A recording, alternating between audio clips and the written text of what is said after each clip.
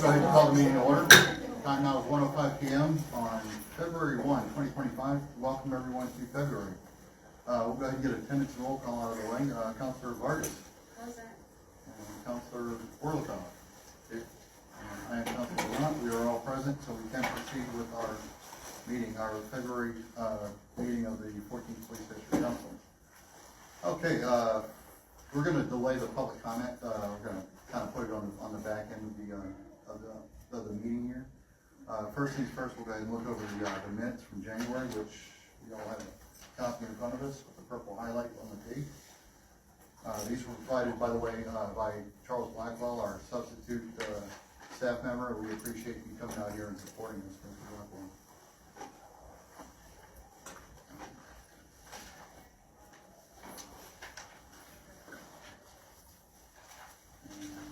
If there are any objections, please say so.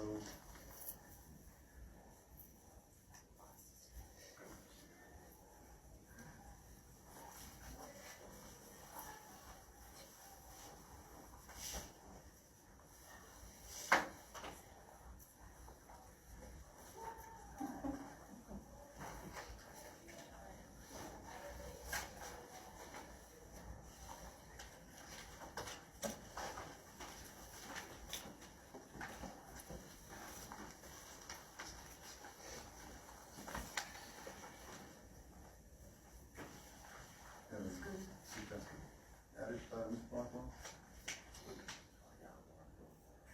Yeah, we're gonna get those next. So you all doing that? Okay, so, we're looking in order to you.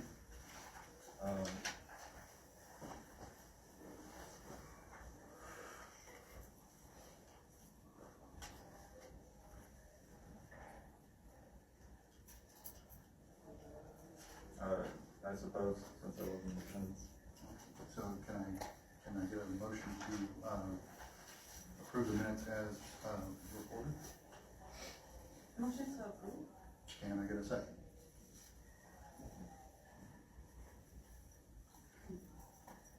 Is that a second? You can do it. I'm the chair, I can't present or second the motion.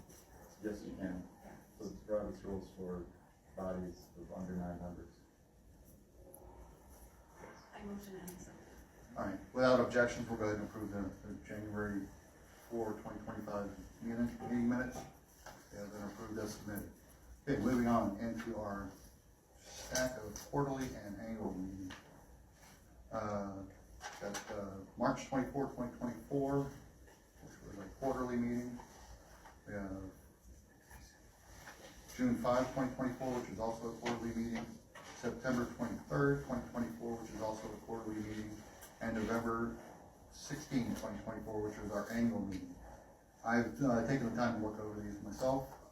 I'll avoid any objections to the minutes of each as they are submitted.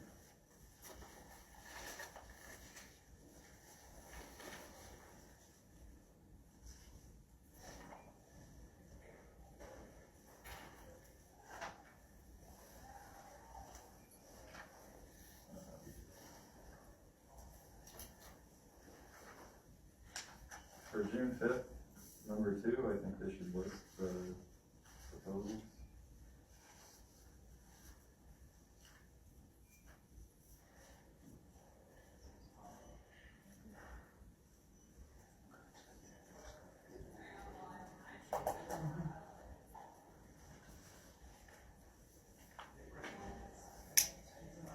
Okay.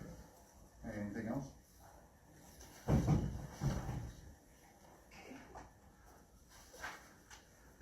It's a lively part of the meeting, I understand. If bear with us, we'll get there. Same for September 28.5.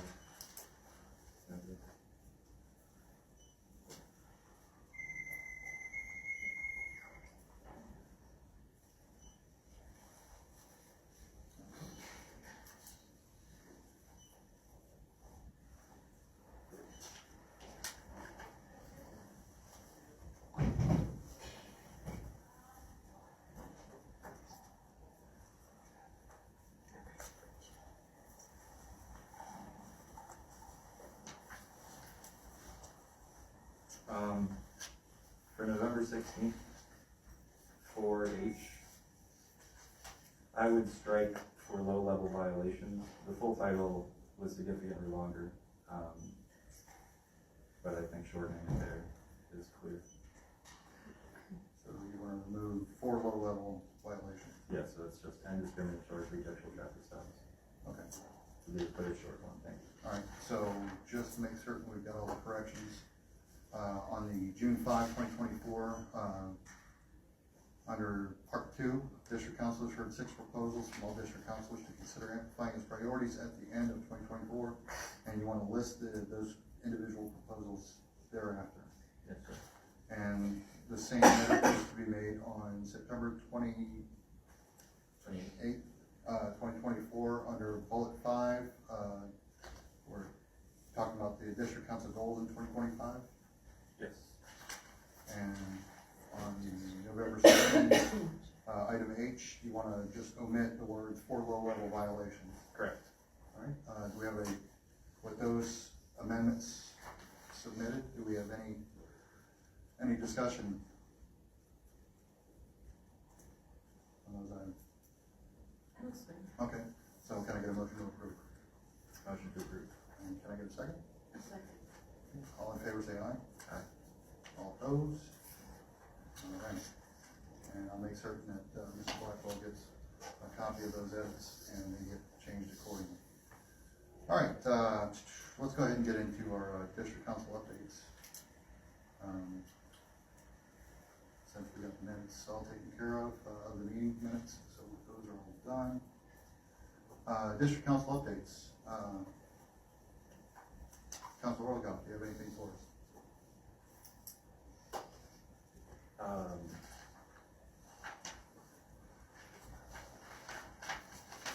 I think I'd prefer to give my update after public comment. Okay. All right, Councilman Vargas, do you have any updates you'd like to share? Sure. So I guess my updates, the 14th District Council endorsed the Know Your Rights workshop that happened last week, Tuesday. And it was well attended, 52 people in person and 250 people virtually. And it goes to show that some people may be scared to show up in person, and these virtual options are essential for community safety and for our immigrant communities to know their rights and to be sure that they're safe out in the streets and inside their homes. And so with that, I want to invite people to go to their Know Your Rights workshops. There's plenty around. And if you're interested, I can give you that information and send you the link, especially for ICE Watch trainings. Those are going on as well. And this is how we keep each other safe. And another update would be back in September, our deputy chief was caught slashing tires during the Puerto Rican parade. This was videographed, and so we got a new deputy chief, and he got his new position in November, and it was a little challenging, but we were successful in getting a date for the commander to come out, including the new deputy chief, so we can get to know who the commander responds to and answers to. And this will happen March 4th. So the location is to be determined still, but this will be from 6 to 7. So I invite everybody to attend and develop your questions, send them to our district council emails. And I would like to collect questions today. And this would be for the commander and for her boss, the new deputy chief, Badencourt. So if y'all wanna talk to your neighbors and talk about what questions we wanna see on March 4th, so we can begin documenting it and beginning the process of collecting those questions so we can send it to the commander a week in advance. Do you wanna go? So, what we'll do, by the way, is, sometime during the meeting, we're gonna take a 5-minute recess, so people can talk freely. That way it's off the record, it's not documented into the public space. Well, I think it should be done. Well, we'll get to that in just a second. But, so just to reiterate, what Councilor Vargas is talking about, we're gonna be moving our meeting, which is scheduled currently, is Saturday, March 1, and we're gonna slide it to Tuesday, March 4. Location to be determined, and it's gonna be 6 p.m. is gonna be the start time for that, and we'll take all the time that we need to do that. More information on that's forthcoming, but we want to give everyone an opportunity to come up with substantive questions for both the commander and the new deputy, so that we are utilizing their time appropriately and accordingly. Yeah, we'll go ahead and call recess down. Can I get a motion to? Recess? Just one quick thing I want to include in my updates. I'd like to send out a survey eventually in the future. So I think that the contact list that both Councilors Orlikov and Chris Laurent have should live in an Excel sheet to be city property. So if we can move forward with making that accessible to myself and to the entire council, it would be greatly appreciated. Okay, and we can go into recess. Okay, so we got a motion for recess. Can I get a second? Was to discuss questions for the For the commander and the deputy. Yeah, sure. Okay, we're taking a 5-minute recess. We'll re-adjourn at, we'll say 20 after. 25 after.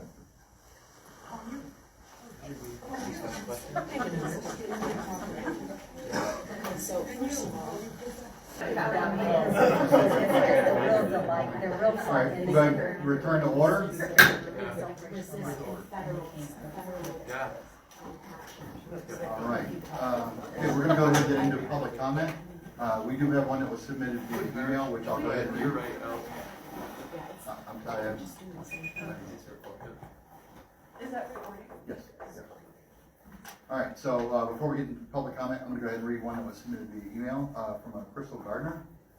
She writes, I am a lifelong Austin resident and community organizer. I met David during his 2023 campaign for Police District Council. We met police reform in the abolitionist space. David was a radical leftist, and I truly appreciated his allyship. He was vocal, researched, and calling out right-wing, radical white men on behalf of the progressive movement, both online and in person. Then something happened. David turned his vitriol hate onto the same communities he was elected to represent. He was pissing his allies off one by one, both online and in person. He was low, loud, and erratic, as if he was experiencing manic episodes. He consistently targeted black and brown men and women, forcing his unhealthy white patriarchal mansplaining and verbal abuse onto us, reminding us all of why we do this social justice work. David's fellow elected police district councilors would even chime in, asking him to step back and apologize. Like in my online exchange with David, where I was called a Nazi, amongst other things, for defending black women. And then he blocks you. Such a coward move. I appreciated reading that David Orlikov was asked to resign. He should be immediately. He was successful in infiltrating and co-opting our movement with his true white supremacist values and rhetoric. He needs to be stopped, removed, and should never ever consider running for any public office until he seeks therapy and repair of all the harm he has caused. David, if you're listening, your time is up, buddy. Please go back to your protected community and never return to this space. You are a danger, disgrace, and a serious threat to black liberation. Thank you to all who have fought so hard to get us here. And that is, like I said, Ms. Crystal Gardner. We have it on the record there. Okay, do we have any other public comment? Yeah. Yeah, I want to second what Crystal Gardner said and say, we're now at this point where, people from all across the union are asking you to step down. And, if you claim to represent the movement and everyone in the movement is turned against you, then you need to do some serious reflection as to your behavior. Your behavior thus far has been racist, misogynist, transphobic, and is the sharpest expression of white supremacy. And I don't consider you a friend. I don't consider you as part of this movement, and I think the movement would agree with me in that. And so we need you to step down immediately because your abuse has gone on for far too long. Thank you for your comments. Yes, Juan. Yes, over here. Hi, my name is Lorraine. I'm a community organizer. I'm here today to second the call for David Orlikoff to resign, because of how he's treated organizers and community members, and why this is important is because it's derailed the focus of this important work. Personally, he's cussed me out, calling me a psycho bitch repeatedly when I simply asked him why he felt okay, yelling at a black organizer and friend of mine during a really intense organizing moment. This behavior is concerning and harmful, and it doesn't end there. I have a statement to read from a former partner of David's to further highlight his harmful behavior, none of which we have space for in this work, and I'll give a content warning right now. Quote, "My relationship with David Orlikoff ended in 2019, and I had hoped he would change. But recent reports confirm that his abusive behavior has not only continued, but worsened. David's abuse was primarily verbal, his favorite insult being worthless, which he repeated relentlessly between a variety of hateful slurs. When I tried to leave, he physically restrained me, spitting insults in my ear. If I pushed him away in desperation, he retaliated with violence, leaving handprint-shaped bruises on my back, arms, and buttocks, kicking me with steel-toed boots, and telling me I should end my life. I won't ever forget him saying to me, 'You better be dead when I get home.' He excused his actions as self-defense, with him at 6'2", and me an entire foot below that, while leading a so-called self-defense group. I am speaking out because his abuse didn't stop with me. His presence in public office endangers the very people he claims to serve. He must resign," end quote. Thanks for your comments. Do we have any other public comments? Yes, ma'am. I've prepared a statement as well, and I'd like to speak to David directly. You mind if I get your name? Oh, I'm Leslie. Leslie Thank Lang. you. David, I'm here today out of concern for your behavior and the impact it has on the people around you. There was a time when I considered you one of my best friends, and friends, even former friends, need to hold each other accountable when there's a problem. I learned from our friendship that you have a troubling pattern of taking out your anger on the people around you in a way that is abusive. And when I learned that this pattern is still going on here in your position on the Police District Council, I knew I had to say something because I know from experience how far this pattern can go. And for the benefit of the community, I think it's time for you to resign. We lived together in 2017 and 2018, and some of the abuse that was just described is what I witnessed. You used dehumanizing language on a daily basis. You screamed misogynistic slurs at your partner. You called her stupid and worthless, and you even told her to kill herself. And this verbal abuse quickly became physical. And for at least one particular occasion, I was home to see it when you kicked your partner in the ribs. When I asked her if she was safe in our home, she said no. And there were multiple complaints from neighbors, including 2 occasions when the police were called to our home. I don't bring this up to shame you, but to share some cautionary examples of where this behavior goes when it's left unchecked. Abuse doesn't just affect the immediate victims, it affects the entire community. And I'm concerned, I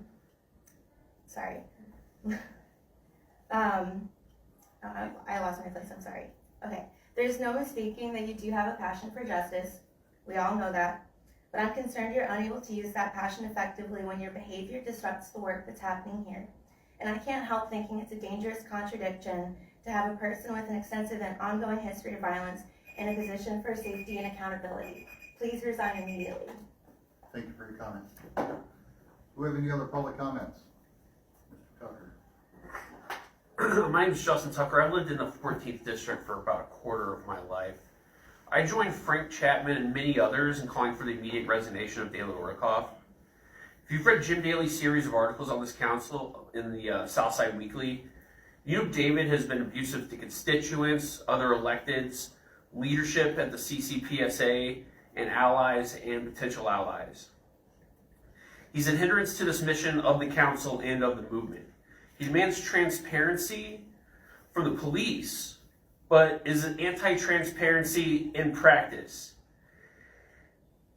And he is, as an elected official, refused to answer the questions of whether the council is interrelated with IPOs and how the council associates officially with other groups. I demand an answer to these questions today. As for those in this room who have witnessed his abuse and defended him for a long time, what was the final straw? I think you guys are a little bit culpable in letting some of this abuse continue for so long. So I want to ask one more question I want answered today. Why is Frank Chapman calling for your resignation? Thank you. Thank you for your comments. Take his name out your mouth. Do we have any other public comments? Yes, Ms. Vogel. Hi, good afternoon. My name is Erin Vogel. I am a district counselor from Chicago's 9th Police District. I live in the Bridgeport area. And David, I am echoing the calls not only of the 18 other district counselors that signed your call for resignation, but the community who is showing up, both this meeting and last, to also call for your resignation. Your racist and misogynistic remarks and behavior are not in alignment with the abolitionist movement that you claim to be a part of. And I want you to take a moment to breathe and take a deep breath to listen to what I'm saying and to listen to the calls from what community has said. This is something ongoing, and I appreciate your work, especially ending pretextual traffic stops. But the cycle of harm that we've heard from other neighbors is continuing to perpetuate. And that's something that really requires you to pause and remove yourself from this situation where you can further harm done to community. So I truly hope that you're hearing what people are saying, know that this is coming from a very compassionate place. And I do hope that you get the healing that you need so that the community ceases to feel the harm. And hopefully someday we can find some sort of space of where you're taking accountability for your actions and the harm that you've created. So again, I hope that you feel this moment as a fellow abolitionist. This is what the movement calls for, is for us stepping up to stop this behavior. You call for accountability for the police, and I'm wondering where that is with you. So I really hope that you take moments to reflect on this and listen and act to what people are asking. That's it. Thank you for your comments. Do we have any other public comments? My name is Anthony Temez. I'm a district council member from the 17th district. Also one of the district councilors that signed on to the letter of the 18th district councilor. I guess I would just say all of the district councilors were charged with a near impossible task of holding the Chicago Police Department accountable. And it becomes a little more impossible when we have a district councilor who doesn't hold themselves accountable to the values and the morals that they ran on. We live in a city where on every level of government, our elected officials have a very strong history of abuse towards our neighbors and towards their constituents. And we have a really strong opportunity now to make sure that the office that we hold, we are all the inaugural office holders, to make sure that that very same abuse doesn't continue. And at a certain point, we have to realize that we are more of a hindrance to the movement that we are trying to do of holding police accountable and changing government to truly help people. And we have to reflect on some of these calls for your resignation, David. Because what I'm hearing today is it's very troubling, and it's very hard to hear as someone who would take your calls and who would ask you how you're going to vote this way, or do you have opinions on this matter, right? Those things are really hard for me to hear because I do believe that you have a lot of passion for this work, but we cannot call for accountability on another organization within our city when we will not hold ourselves accountable. Thank you for your comments. Okay, do we have any other public comments that people would like to share? Yes. Yeah, my name is Gabe Miller. David, I want to echo what others are saying and ask you to step down. I'm really concerned that other members of my community here in the 14th district have been harmed by you, and it's getting to the point where an overwhelming number of the movement forces that you once were a part of are asking you to do this, and so I want you to take that seriously and please step down. Thank you for your comments. Anyone else?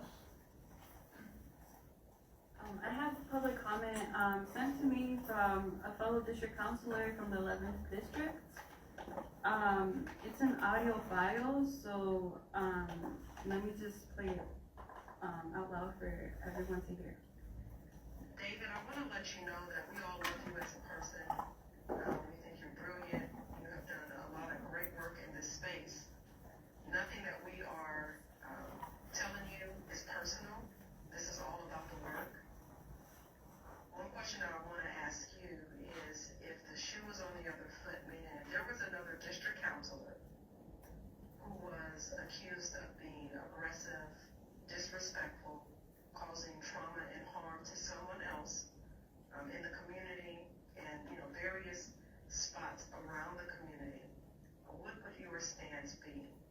How would you have responded? Would you align yourself with us to ask that person to relinquish their seat so that someone that can handle themselves would not behave in the same manner? And please answer that honestly. And once you come up with the right answer, I want you to consider just sitting with us and let us come to the right solution together. Because this thing has to work, but we all have to work together without causing harm to others. Thank you very much. And no other public comments? Okay, all right. That being said, we'll go ahead and we will close public comment. Oh, I think we have an. Oh, do we have one more? Hello everybody. My name Please is, state your name for us, please. yeah, my name is Bernardo Quintero. I mean, I came a little late and I'm sure things have been said, but just to echo the calls, I mean, me and David have, similar to Tamaz, we've bounced ideas off each other, we've collaborated, we've talked, and throughout the last year, there's been certain conversations that I've had with other DCs where I've said, I see a lot of David and myself and David. We push the same way, we agitate the same way, and that was always all right as long as it was towards systemic things, towards electeds, towards different people that had tangible changes, that can make these changes, and standing true to our values. The thing that we didn't align on was the fact that these things started going towards community. As the letter said, I'm not sure if people read it, but that's kind of where I draw the line, right? We're elected to serve in these specific roles to be the voice and amplify concerns. And we can't create that distrust with our community members. We're here to serve them. Similar call for some reflection, and I want to ask for you to step down as well. That's all. Thank you for your comments. All right. I've got a copy of that letter somewhere.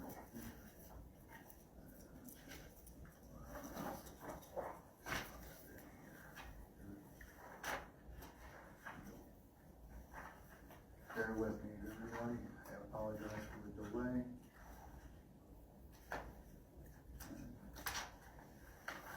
Did you read it out? No, I think it came from. For transparency reasons, I'd like to read the letter out loud that was presented to David on December 16th.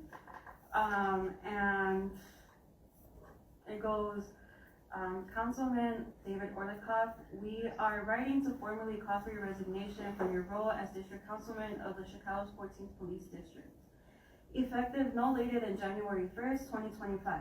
This request arises from multiple incidents and allegations of inappropriate behavior, including aggressive and intimidating interactions with community members and comments that have been described as racist, xenophobic, and misogynistic. Some of the undersigned have personally witnessed your use of aggressive language and charged tones in interactions with elected officials and public figures, at times justified through advocacy, while other times unjustified based in reaction.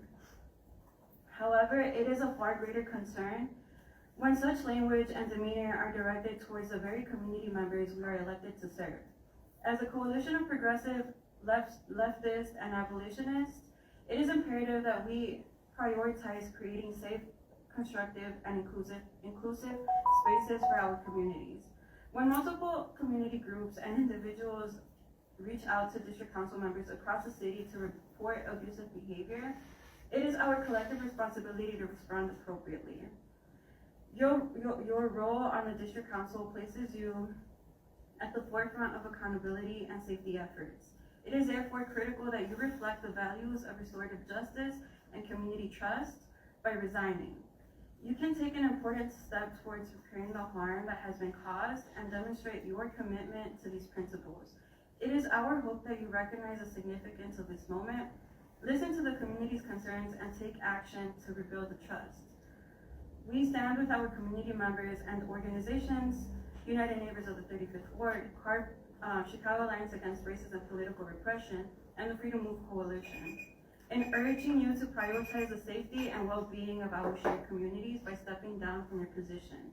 Your work has been invaluable to several campaigns, and that cannot negate the cause for your resignation.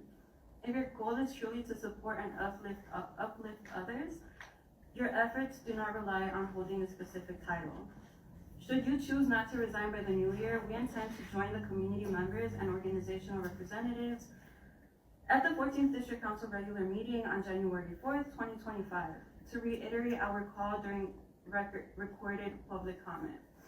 At that time, we will release this letter to the press to ensure transparency in our concerns and advocacy. We hope that this matter can be resolved internally within the community without the need for further external attention.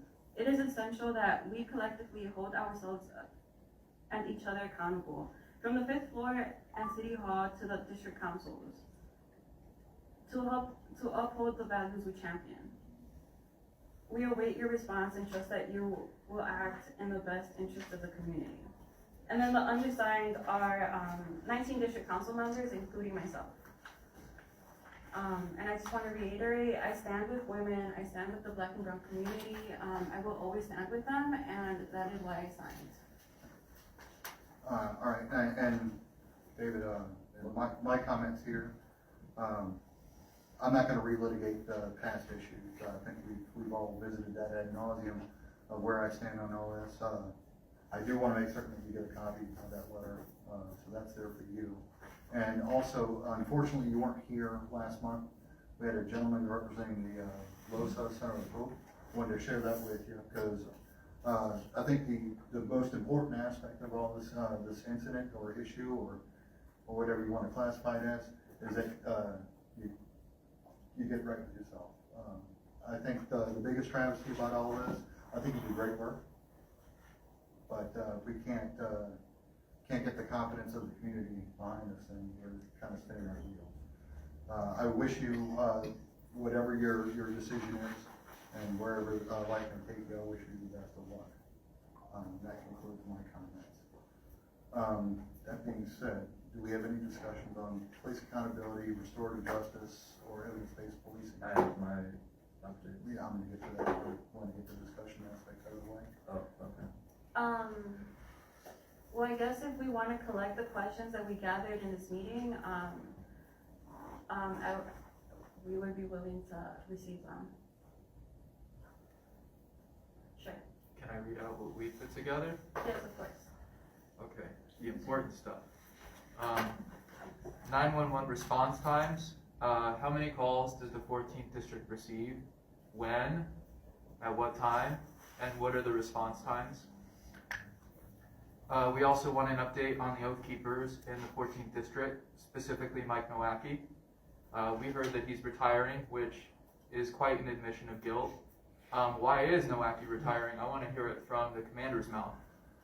And the progressive neighbors would like to take some credit for why he got fired, why he retired. That was our pressure. What are you doing to prevent white supremacist associations of police officers in your ranks? I want concrete things.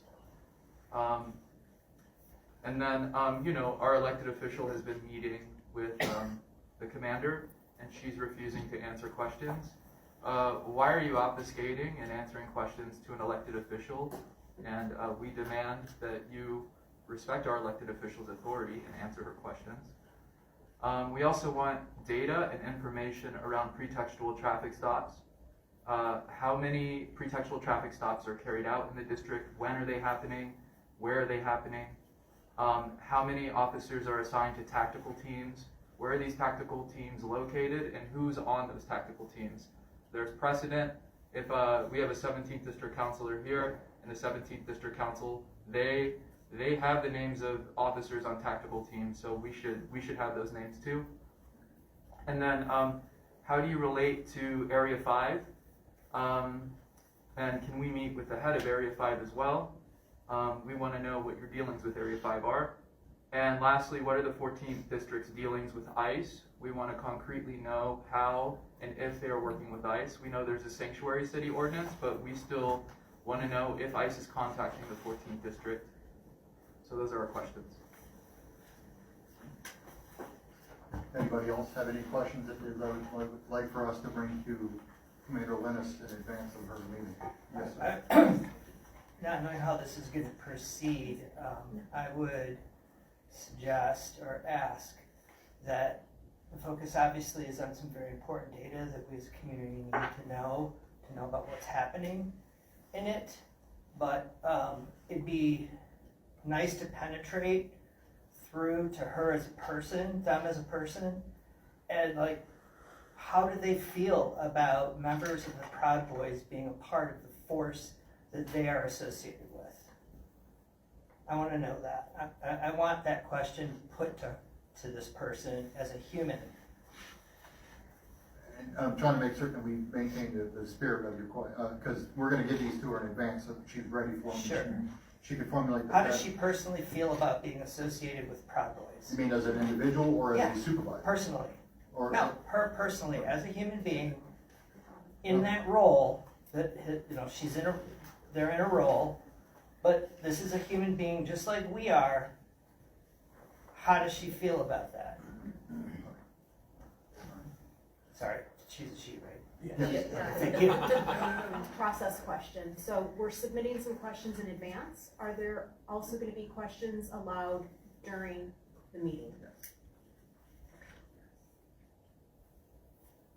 We're thinking of setting the agenda to about 7 minutes of introduction with the new deputy chief and the commander, and about 20 minutes for pre-written questions, and then maybe the remainder of 35 minutes would be Q&A. Okay. Another question. How do you plan on notifying the community outside of this meeting that this meeting on March 4th is happening? I think a lot of people would be interested in such a meeting. And Well, we do have social media presence. I know that. so you'll be making a post? We'll be making a post. We also have the very talented staff at CCPSA will help us disseminate that and put out a press release accordingly. Mr. Blackwood is who I was pointing to. He's you're going to do a press release? Yeah, we can do a press release for it as well. We can utilize all the functions in our toolkit to make certain that it's widely broadcasted. Thanks. May I make a recommendation that you also get this included in local alders newsletters? Yes. I think that's important. I'd like to reach out to you. So maybe going to alternative high schools in the district, like Alicio Campos. I'm in conversation with my project manager on that, on spreading the word, and the other people are definitely on my mind. Ms. Amy, you had a question? Now that my question's been Okay. asked, I wanted to make sure it was in the alternates and newsletters. I second everything, the questions you guys put together, and not only aldermen though, I think the state reps, the state senators, the county commissioners, also in their newsletters as well. So just for visibility, by the way, and I don't mean to cut you off, Mr. Tucker, when we send out the press release, and I say that we're using every available tool that we have to disseminate this, that would be inclusive to the alders, the state reps, basically everyone that has ever heard of City Hall will Good use to it, know. so. And we also have legal counsel here make certain that he holds me true. All right, do we have any other questions that we'd like to front load to Commander Linus and or Deputy Chief Betancourt? Oh, yeah, I've got another one. So we fought really hard to even get the initial meeting. I think it was last summer. I think it took something like 9 months to get that meeting on the books. And now here we are, more than 9 months later. I think it would be really great to get a commitment for regular intervals with the community as part of the CCPSA monthly meetings. Build in some accountability is what I'm saying. Yep. So you can phrase that in a question. Is she willing to, I don't know, quarterly, biannually? Well, this may kind of answer some of your question, Okay. and it may not be succinct or to your level of satisfaction. I do know that that our legal team and CPD and CCPSA, the commission portion, they've been whittling through what we call General Order GO-111. Is that right? Yes. To where it, basically one of the items on that is their involvement with us in these meetings. Okay. So I think it started off where it was mandatory, and then it was, okay, well, if the commander can't make it, then certain rank and above has to be there, and then, of course, there was some pushback, like, well, some people aren't comfortable meeting with police there and that sort of thing, so kind of massaging it through the whole process. It's still, from my understanding, has not been completely finalized, so. They voted on it, right? Oh, well, Mr. Isaacs, please correct me where I'm wrong here. No And problem. please add some visibility to this. No problem. And for everyone's awareness, my name's Charlie Isaacs. I work at CCPSA as the Assistant Director. And on Thursday, the Commission held a meeting where they formally voted to approve GO-111. Okay. So that policy is now approved. 60-day period has to happen before it's enacted, and it gives the mayor a chance to review, and if the mayor wishes, the mayor can veto it. The provision that Councilor Ron is speaking about is that the order says that commanders and captains should attend all district council public meetings. If they can't, someone from lieutenant rank or above will attend. The district council is allowed to submit in writing a request for DC for a CPD to not be present if there's specific reasons. And then it's up to the commander if they decide to hold their team back. The commander will. The order says that the commander will work with the DC to explore other options, such as sending a non-sworn member of CPD, an officer not in uniform, an officer without an exposed firearm, things like that, because CPD wants to still be able to benefit from learning from the community. So that's basically how it landed and where the language stands right now. Thank you, Mr. Isaacs. I appreciate the clarity there. Yeah. All right, so that being said, and does that, I want to make certain that we address that. Yeah, I mean, it's always unfortunate when we have to legislate to get people to do their, public duty. But I'm glad to hear that this passed on Thursday, so hooray. Right. Do we have anything else that we'd like to ask the commander or the deputy? I can't recall it offhand, but the ordinance that governs the police district councils has intimidation language in it. I would like to ask the commander, how can they use that to perhaps hold the police district councils or people, hold people accountable who do intimidate in relations to the councils. So I'm trying to maintain the spirit. So how is CPD expected to enforce? Basically, or how can they, what can they do to give that ordinance some teeth? All right, just making certain that we're speaking the same dialogue. Okay. Do we have anything else for the commander or the deputy chief for our next meeting? This isn't your one-stop shop. Like I said, we're gonna have an email option available for everybody. We'll put that out to our channels as well. You can throw something on some of the social media if you follow us. I strongly encourage you that you do. We are building the contact list here. We can reach out to you individually if you want that as well. Am I missing anything? For your police accountability, Charlie, did you want to say something? Yeah, is that okay? Just one other thought that I had.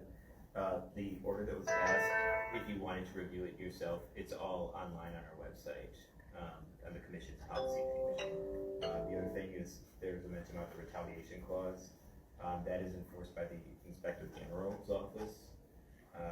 And it can also be, I think, enforced by the State Attorney's office. So I'm not exactly sure what the CPD is, but you can submit complaints to OIG about retaliation. Okay, thank you, that's good to know.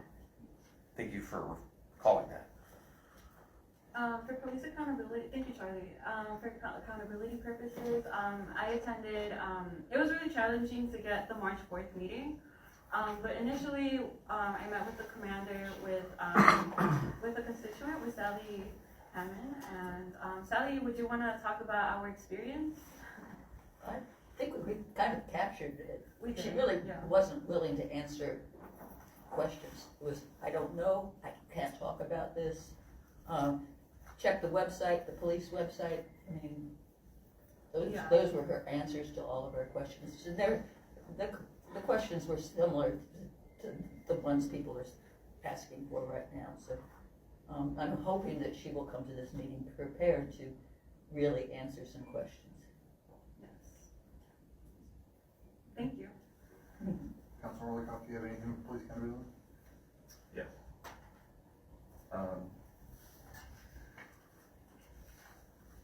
Some was mentioned,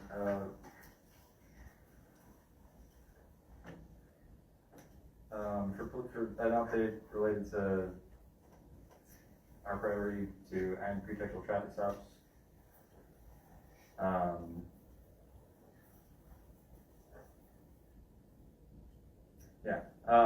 So, you know, one of the, or I would say the number one priority identified, you know, for the last few years in this work, in this district has been to create policy to end pretextual traffic stops, which is a continuation of the racist stop and frisk practice, which is also a huge waste of resources. So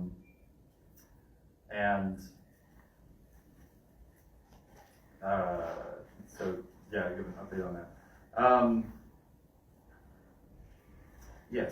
It was identified as a top priority. We had speakers from Free to Move present, and it was received very highly. It discussed at multiple meetings, leading to this council taking a vote to endorse policy to end pretextual traffic stops.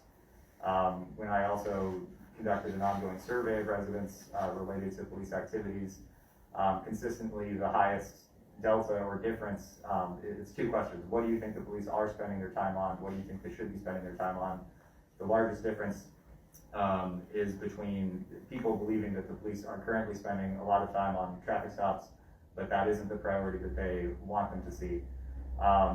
So through all of the work that we've done in the last few years, it has been the top priority to try to get this policy passed, which is why I've been working on it so hard.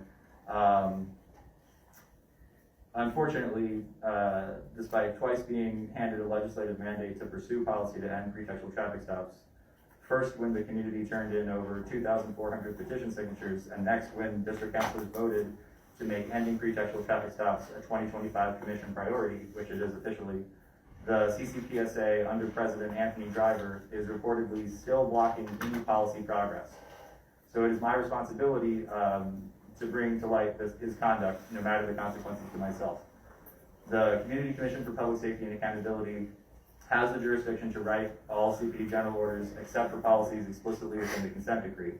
So initially it raised red flags when Superintendent Snelling, chosen by Driver, publicly pushed to take traffic stop policy out of CCPSA's hands and place it within that consent decree, which has boasts a completion rate of 1% per year, which is less than a 20th of its prescribed pace. It's supposed to be done by now, and it's at 7%.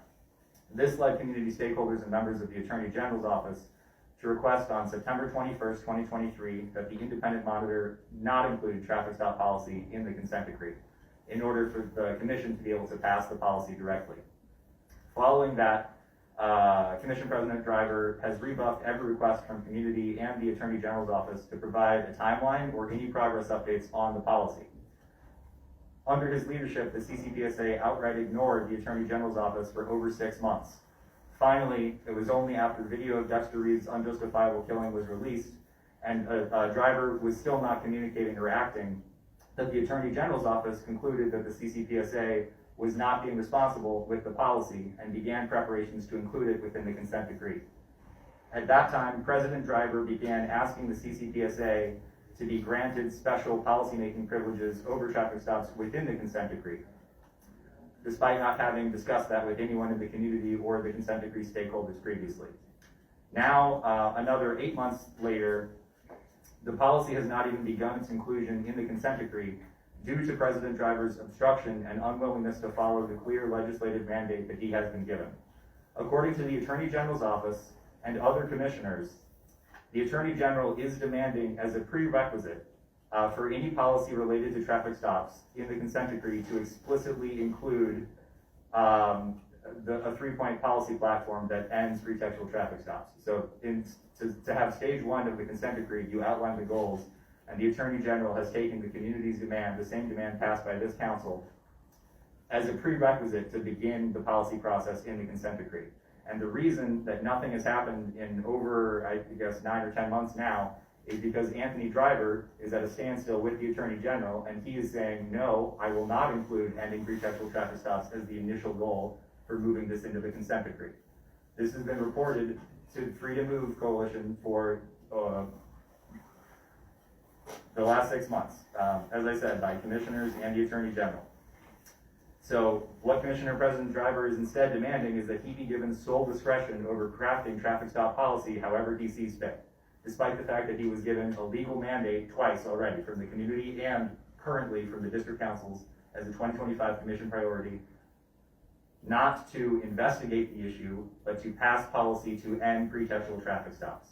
We do not need to investigate anymore. This has been decided multiple times already.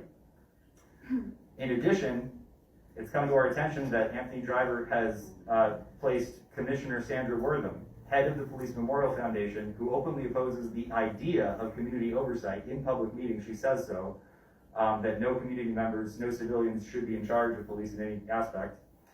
He has placed her to the consent decree working group. So should it go into the consent decree, she will be the one crafting that policy. That is not acceptable. Driver has consistently acted to increase his own power and standing at the expense of the community at large, and especially those most victimized by CPD.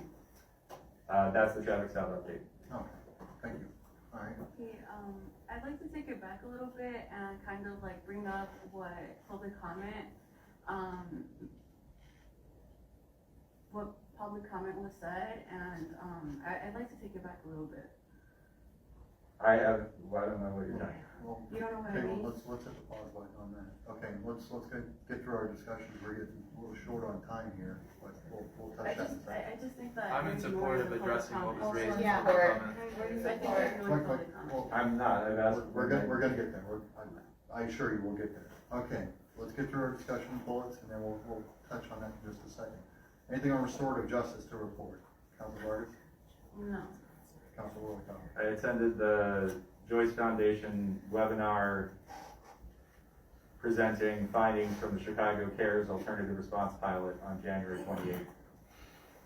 And I believe that materials related to that, including slides and other reports, should be available if you have any interest in it. So the CARES Alternative Response Program is still a very small pilot in Chicago, but it's an alternative to police to respond to different situations, so they can send caseworkers, etc. It started as a co-responder with police as well, but it's shifting away from co-responding, so it's an alternative response program. And the key finding is that people's fears that you'll call people and then something happens where you wish a cop had been there.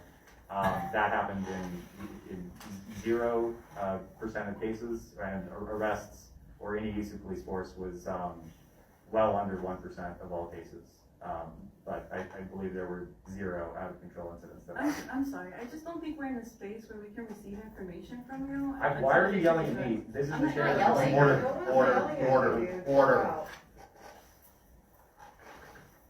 I asked to give my update and was told by the chair that that would happen continue. after this discussion. So stop addressing me directly. Please continue. Address the chair if you'd like to discuss the format of the agenda. That was the end.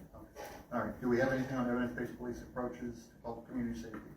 Other than the March 4th date, I think that we can ask the commander nitty-gritty questions and really get a better understanding of the relationship between the commander and her boss, the Area 5 deputy chief. Thank you, Councilor Vargas. Councilor Orlikoff, anything on that No. evidence base, please? Okay. All right, did you have any updates other than what you shared already? Yes. All right, let's get those out of the way. All right. This is very uncomfortable. I will do my best to be clear and concise. I'm feeling tense and upset, I suppose. First, I want to say that we all want to feel safe, and we probably all have not felt safe at different points. Next, I'd like to say that, and I'm responding to the public comments and the letters and calls for my resignation. This is definitely not what accountability looks like. Accountability does not look like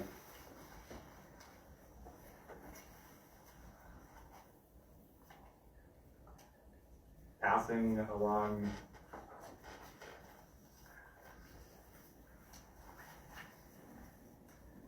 accountability does not look like taking assumptions based on hearsay as facts and then passing ultimatums along with no communication. So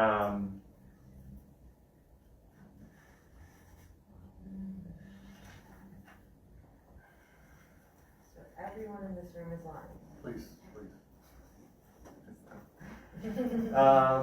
In terms of the movement versus me, as I've said, I would love to step down if there are any of you interested in this position. I'll take your position. Leslie will take your position. Leslie cannot take You this don't. You position. can't speak for Leslie. Okay, please, No, it's order, really nice. order. Okay, this is not the time for you to solicit a replacement. I have spent We can find the you. entire time that before campaigning and that I've been in office, looking for replacements. Not necessarily for resigning, but for originally, I never wanted to run.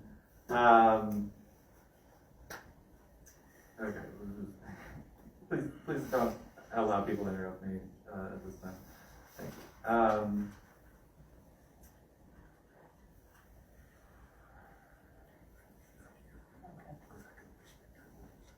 I did not. Okay. Sorry.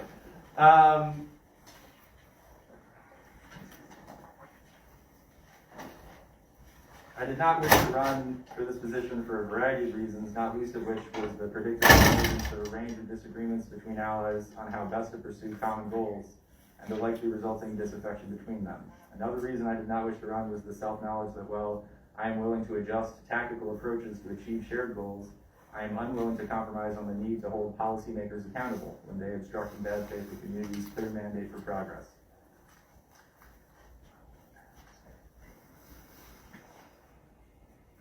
The way that I came to be in this position was first by asking Carper, who has been fighting for community-controlled police for the longest time, and Carlos Ramirez Rosa, the chief sponsor for CPAC and PCPS,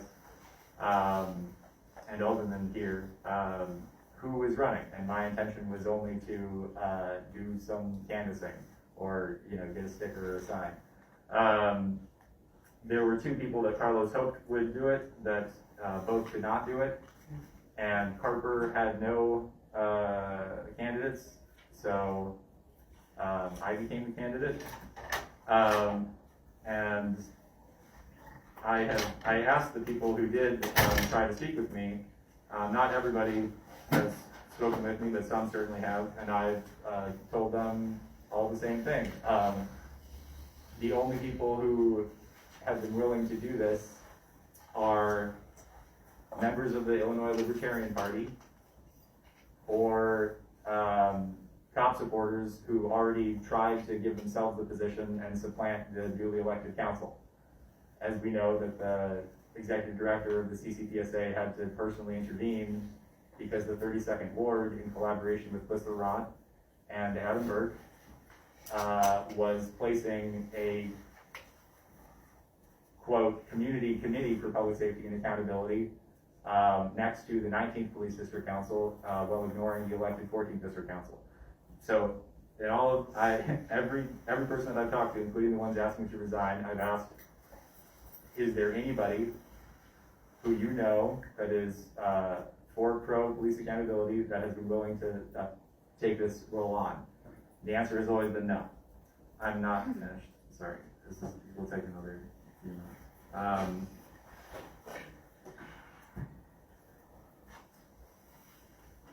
So, and quite literally, that is the only reason that I'm still here, is because I am not aware of even a single person who is actually willing to do this. What work do you do? Please. So then moving on, what I do need to address some of the personal attacks made against me,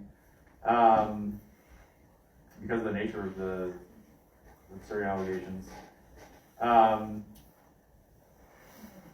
I already said a lot about Commissioner and President Driver.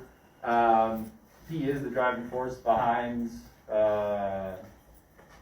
attacks against me, and it is because I have tried to hold them accountable, and that is undeniable. And I also receive messages frequently from people in support of my efforts to hold him accountable and to pass policy to end pretextual traffic stops.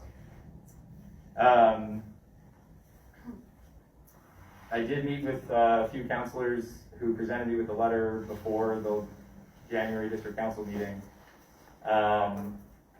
I was, at the time,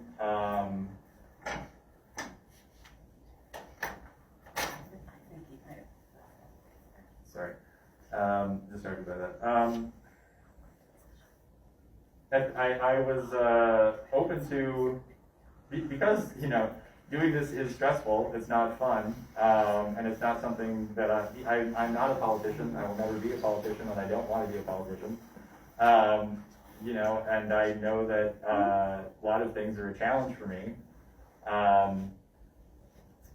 and I can react emotionally after I've been attacked. So it would certainly be easier not to have to be in that position. And I really, I think that I would have been happy to engage in an honest discussion, which it almost seemed to be at first, about how to transition or move forward, but it quickly became obvious that that was not the concern of the people bringing the call against me. Because when I asked how would the replacement happen, there was literally no plan.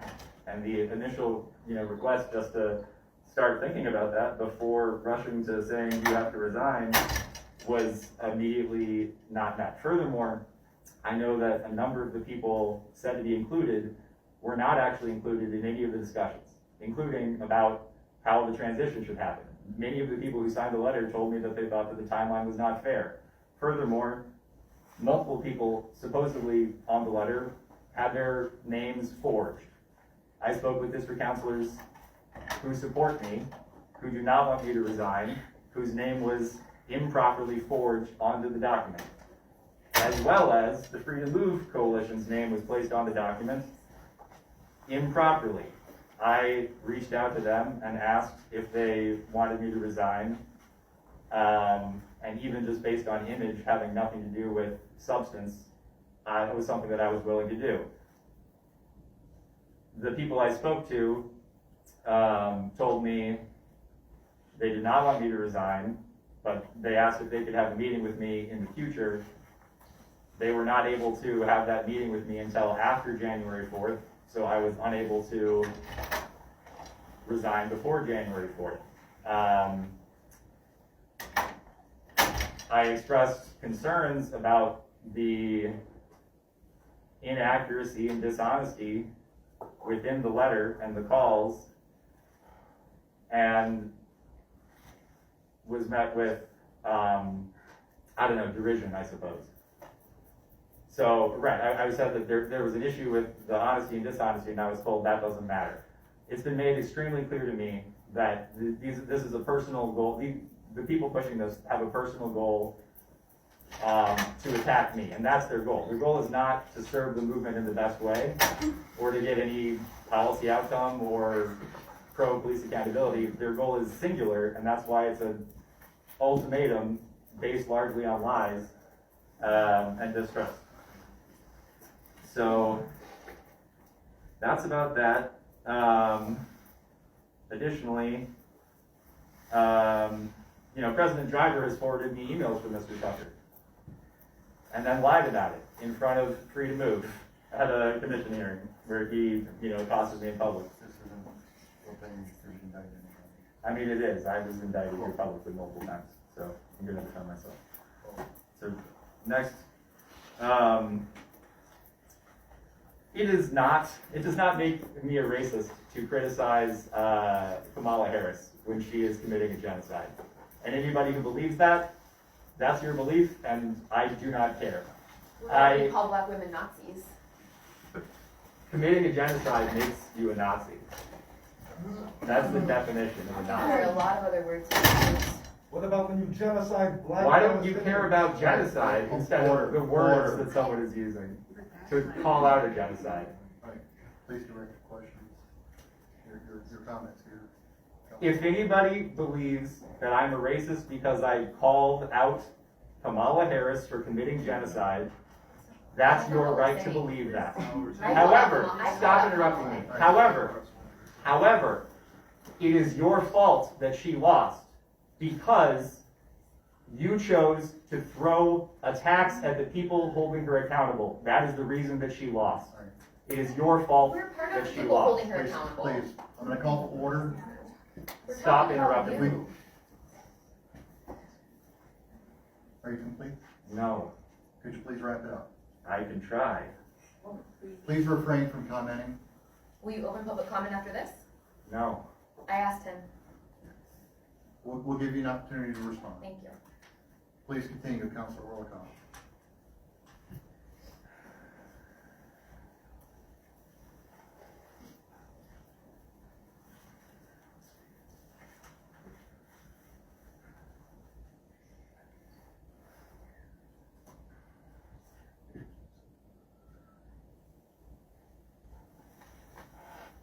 When I saw a person here today, I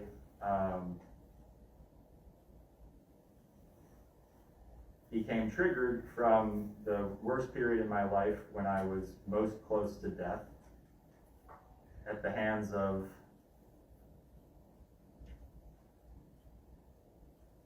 my rapist abuser with the assistance of Leslie in this room. This is not a venue to conduct.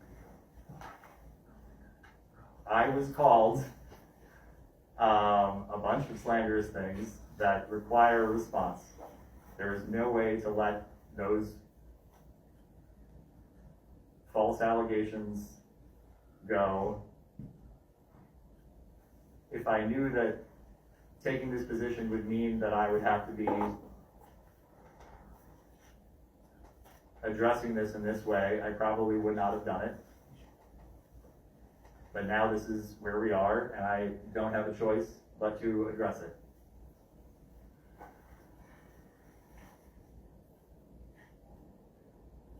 I've been told by many people that, not by many people, I've heard from a few people that believing women, all women, is an important virtue, and I'm here to say that you can either believe all women or you can support victims, but you cannot do both.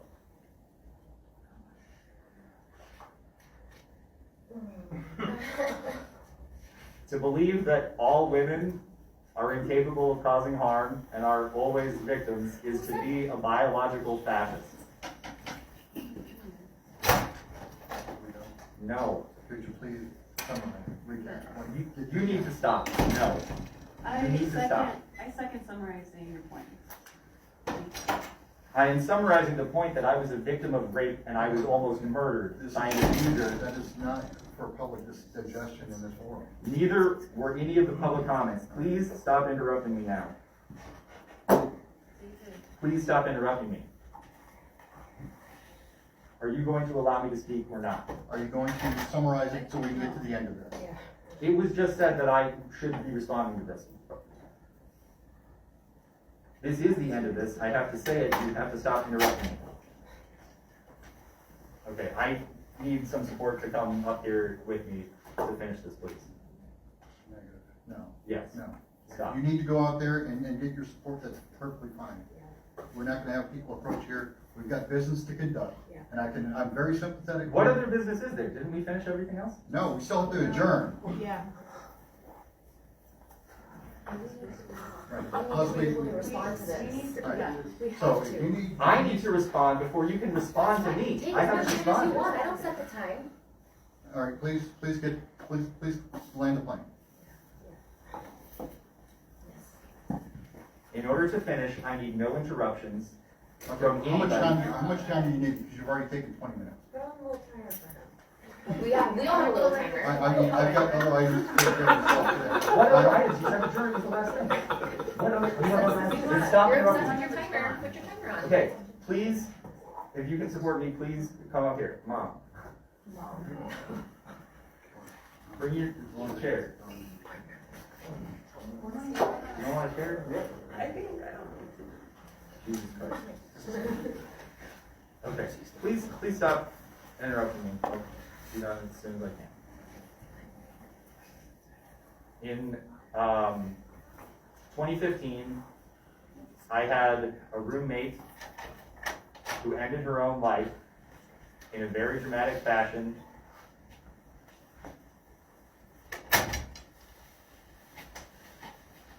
That I was partially present for, tried to assist. And after that time, I was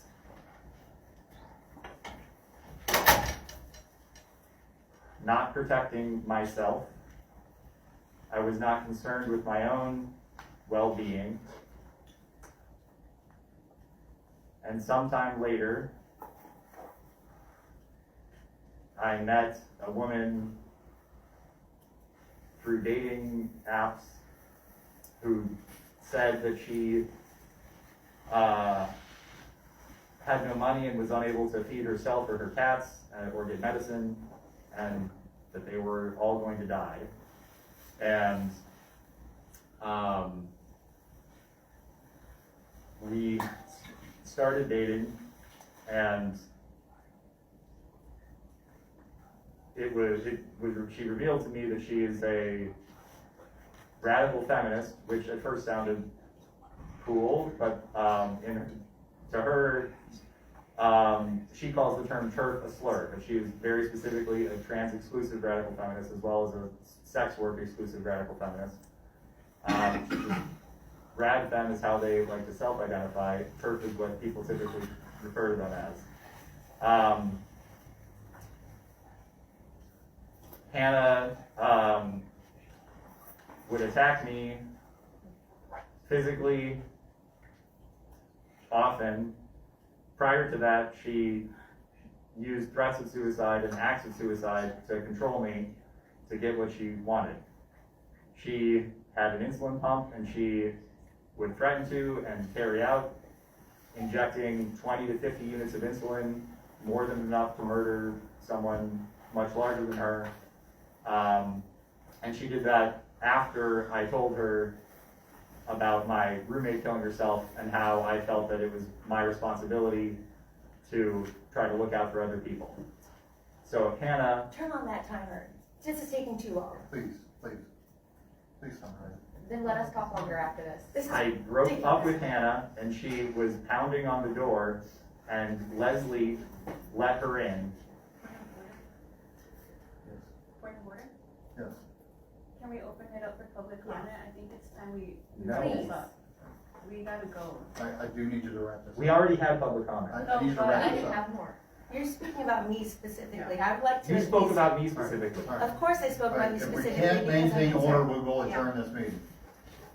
When I was bleeding from Hannah attacking me, I tried to tell Leslie and she said she did not care. She said, I don't care, I want you to stop yelling. It is true that I yelled and that nobody enjoyed that. What I told Hannah was to please leave me alone in my room, and what Hannah told me was, no, if you don't have sex with me, I'm going to kill myself. I'm going to kill you. I have text messages from her saying that. This is getting a little. Yes, it was inappropriate for all of these people to come here and slander me on behalf of my rapist behavior.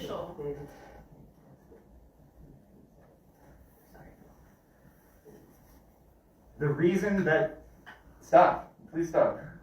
Okay. I was a victim from a horrible, biological fascist, rapist abuser who attacked me frequently, who tried to kick me out of the third floor window, who tried to control me completely, and it's not okay. Okay. Councilor Orlikoff, I much appreciate your updates and your inputs. This has gotten to a personal level, which is making me feel uncomfortable, especially while we're here to conduct business. It was personal I at the ask beginning. that you address your concerns on your own time. That being said, it looks like we've lost order here, so we're gonna wrap it up. Unfortunately, we're on to response. However, what I will wrap up with is. I think That they is should be able wrong. to respond. That is wrong. Chris, I think they should be able to respond to that. Okay. You did not listen to me. I'm gonna summarize, I'm gonna ask that we get one person to summarize it in 60 seconds. Do you understand how harmful that is? He could speak I for so long. understand These are, that. We have business to conduct, and we're not gonna make this a Who personal. is in thing. support of her I getting just her need chances? They should someone have more time. to summarize it. They should get time. To respond. Thank All right. 2 minutes, please. Thank you. First of all, I think we all deserve better than to be gaslit for so long. Please, just, it's inappropriate. Yes, I am here to speak on a history of abuse that I personally have witnessed. I'm not here to name that person or to go into details about like this, that, who said this, what did this happen. Like, I'm here to say I have evidence. I have witnessed things. I do. And I am not trying to bring up direct examples in a way of like dragging out something that happened. I'm just here to say that from personal experience, I know how this derails. We are watching this derail right now. This is something much deeper than what is going on here in public. This is also happening in your personal life. And for that reason, I think that the primary goal here should be to seek a therapeutic setting to work on these things. Whether that is you being a victim, me being a victim, other people being victims, you need to look past that and look at the harm, look at the issues going on that so many of us have observed that we are bringing up, but also in your personal life, these things that are clearly still bothering you, or else why would you speak about it so much?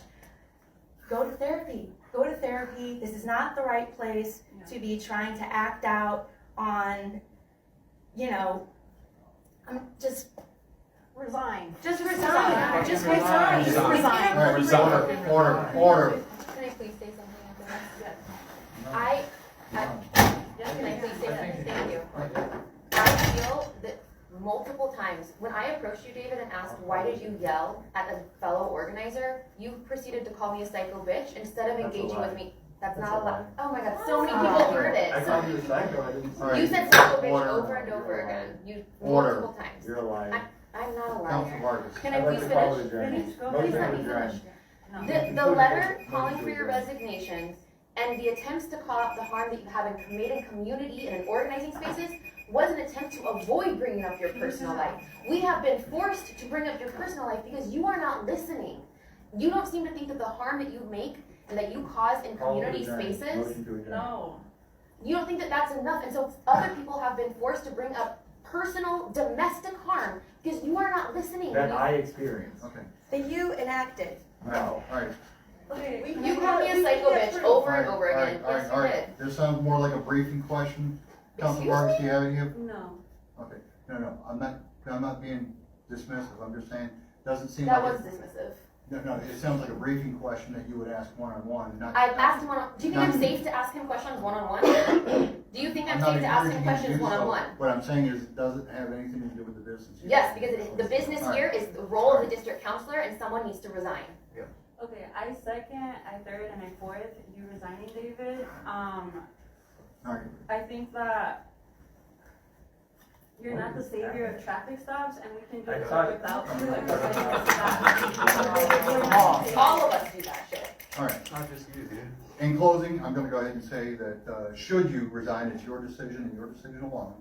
I think, there's been many of pros and cons, people that oppose the item and people that strongly support the item. That's your decision to make. If you are interested in tendering your resignation, you know to reach out to, our legal counsel, Charlie Isaacs at the CCPSA.